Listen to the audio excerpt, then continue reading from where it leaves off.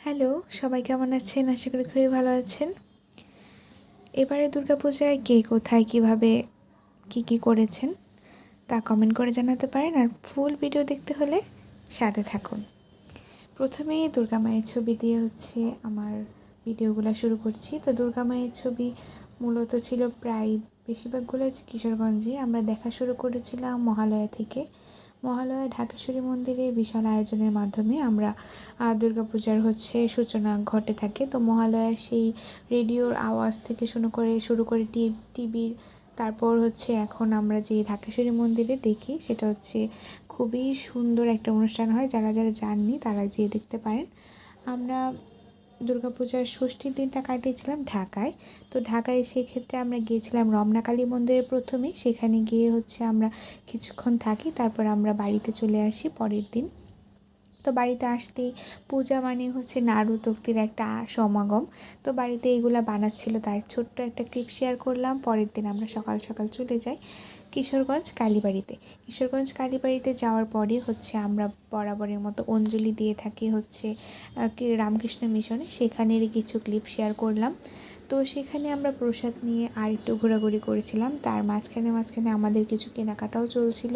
তো তার জন্য আমরা কেনাকাটা করার জন্য গিয়েছিলাম ইজির শোরুমে। তো সেখান থেকে যাওয়ার পর আরও কিছু কেনাকাটা করি, সব কিছু শেয়ার করা যায়নি। তারপর ওই দিনেই সন্ধ্যাবেলায় আমরা আবারও ঘুরতে বের হই। প্লাস লাইটিং, মন্দির সবগুলো দেখতে কার না ভালো লাগে। এটা কিশোরগঞ্জের পঞ্চমী দুর্গার মতো একটা আয়োজন করা হয়েছিল। তো সেইখানের কিছু ক্লিপ আপনাদের শেয়ার করছি। তো আপনারা কারা কারা কিশোরগঞ্জের আছেন কমেন্ট করে জানাতে পারেন। তো দুর্গাপূজায় আসলে আমরা সবাই ওয়েট করে থাকি দুর্গাপূজার জন্য। তো দুর্গাপূজা মানেই আমাদের প্রাণের উৎসব। আমাদের একটা ভালোবাসা, আবেগ মায়ের জন্য। সেই মা আমাদের কাছে 5টি দিন আমরা খুব হই হুল্লোড়ে আনন্দের সাথে কাটি। আবার আমরা দীর্ঘ বছর, 1 বছরের জন্য অপেক্ষা করে থাকি মা আবার আসবেন। আর এটা কিশোরগঞ্জের নবদুর্গা সংঘ। সেখানে 25 বছর পূর্তি উপলক্ষে।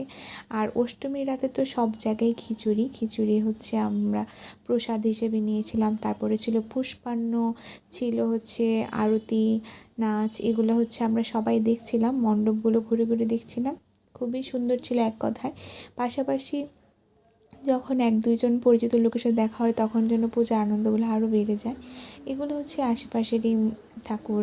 এবারে দুর্গাপূজায় আমরা সবচেয়ে বেশি ঘোরাঘুরি করেছি। তারপর বৃষ্টির দেখা।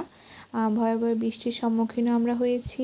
পুজো দেখা, বৃষ্টি, তারপর ছিল এখানে কিছু